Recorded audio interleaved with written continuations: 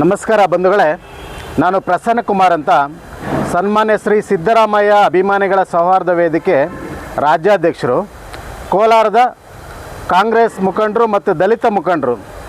ಈ ದಿನ ಏನು JDS ಪ್ಯಾಕೇಜ್ ಟೀಮ್, JDS ಪ್ರಾಯೋಜಿತ ದಲಿತ ಮುಖಂಡರು ಅಂತೇಳಿ ನಮ್ಮ ಕೋಲಾರ ವಿಧಾನಸಭಾ ಕ್ಷೇತ್ರದ ಜನಪ್ರಿಯ ಶಾಸಕರಾದಂಥ ಕೊತ್ತೂರು ಮಂಜಣ್ಣ ವಿರುದ್ಧ ಹೋರಾಟ ಮಾಡ್ತಿದ್ದಾರೆ. ಈ ಹೋರಾಟ ಏನಂದರೆ ಬರೀ ಪ್ಯಾಕೇಜ್ ಹೋರಾಟ. ಇವರು ಪ್ಯಾಕೇಜ್ ಟೀಮ್.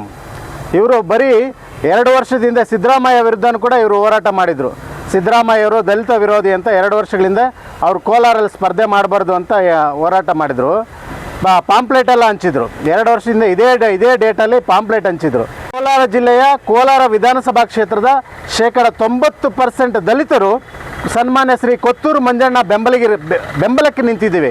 ನಾವೆಲ್ಲರೂ 90% ದಲಿತ ಸಮುದಾಯ ಕೋಲಾರ MLA ಪರವಾಗಿ, ಕೋಲಾರ MLAಗೆ ಬೆನ್ನೆಲುಬಾಗಿ ನಿಂತಿದ್ದೇವೆ. ಇವರು ಯಾರೋ ಒಂದು 2-3 ಹೋರಾಟ ಮಾಡೋದಕ್ಕೆ ಅಂತಲೇ ಸುಮ್ಮನೆ ಅವತ್ತಿಂದನೂ ಅಷ್ಟೇ, ಮೊದಲಿಂದಲೂ JDS ಇವರು ವಿಧಾನಸಭಾ ಕ್ಷೇತ್ರದಲ್ಲೂ JDSಗೆ ಮಾಡಿದ್ದಾರೆ.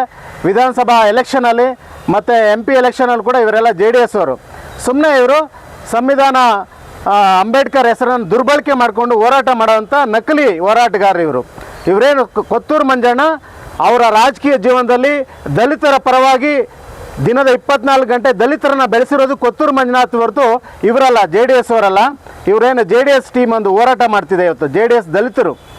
JDS BJPಯ ದಲಿತರು ಒಂದಷ್ಟು ಅಮಾಯಕ ಹೆಣ್ಣು ಮಕ್ಕಳನ್ನ ಕರ್ಕೊಂಡು ಹೋರಾಟ ಮಾಡ್ತಿದ್ದಾರೆ ಇವತ್ತು. ಅವರೆಲ್ಲ ಪ್ಯಾಕೇಜ್ ಹೋರಾಟಗಾರರು, ನಿಜವಾದ ಅಂಬೇಡ್ಕರ್ ಅನುಯಾಯಿಗಳಲ್ಲ. ಅವ್ರು ಯಾವತ್ತೂ ದಲಿತರ ಪರವಾಗಿ, ದಲಿತರಿಗೆ ಕಷ್ಟ ಸುಖಕ್ಕೆ ಸ್ಪಂದನೆ ಮಾಡುವಂಥವ್ರಲ್ಲ ಅವರು.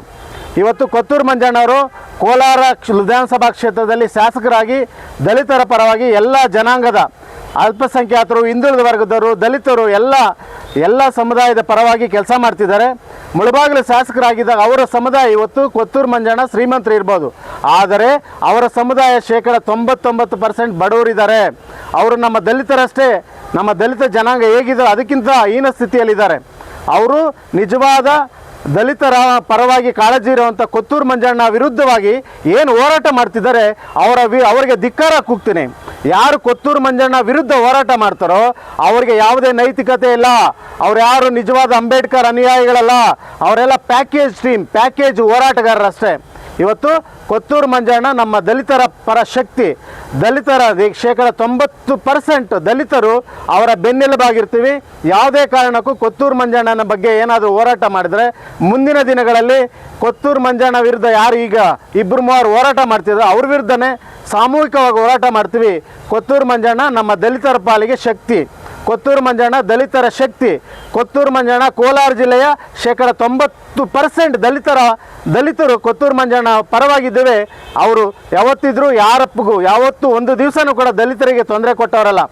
ದಲಿತ ಸಮುದಾಯಕ್ಕೆ ಒಂದು ಸಣ್ಣ ಇದನ್ನು ತೊಂದರೆನೂ ಕೊತ್ತೂರು ಮಂಜಣ್ಣ ಕೊಟ್ಟಿಲ್ಲ. ಅವರು ಕೋಲಾರ ಶಾಸಕರು ಅವರ ರಾಜೀನಾಮೆ ಕೇಳುವಂಥ ನೈತಿಕತೆ ಇವರ್ಯಾರೋ JDS ದಲಿತ ಹೋರಾಟಗಾರರಿಗಿಲ್ಲ.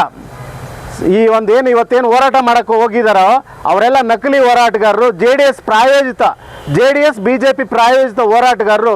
ಅವರಿಗೆ ನಾನು ಧಿಕ್ಕಾರನ ಕೂಗ್ತೀನಿ. ನಮ್ಮ ಕೋಲಾರ ಜಿಲ್ಲೆಯ ಕೋಲಾರ ವಿಧಾನಸಭಾ ಕ್ಷೇತ್ರದ 90% ದಲಿತರು ಕೊತ್ತೂರು ಮಂಜಣ್ಣ ಬೆಂಬಲಕ್ಕೆ ನಿಂತಿದ್ದೇವೆ. ಅವ್ರಿಗೆ ಯಾವುದೇ ಸಮಸ್ಯೆ ಆಗೋದಿಲ್ಲ. ಕೊತ್ತೂರು ಮಂಜಣ್ಣ ಯಾವುದೇ ಕಾರಣಕ್ಕೆ ರಾಜೀನಾಮೆ ಕೊಡುವಂಥದ್ದಲ್ಲ. ಅವರು ನಮ್ಮ ಶಕ್ತಿ. ಕೊತ್ತೂರು ಮಂಜಣ್ಣ ನನ್ನ ಬ್ರದರ್, ನಮ್ಮ ನನ್ನ ಅಣ್ಣ ತಮ್ಮಂದರು ಕೊತ್ತೂರು ಮಂಜಣ್ಣ. ನಾವು 18 ವರ್ಷಗಳಿಂದ ಕೊತ್ತೂರು ಮಂಜಣ್ಣನ ಗೊತ್ತಿದೆ ನಮಗೆ. ಕೊತ್ತೂರು ಮಂಜಣ್ಣ ನಮ್ಮ ಸಹೋದರ.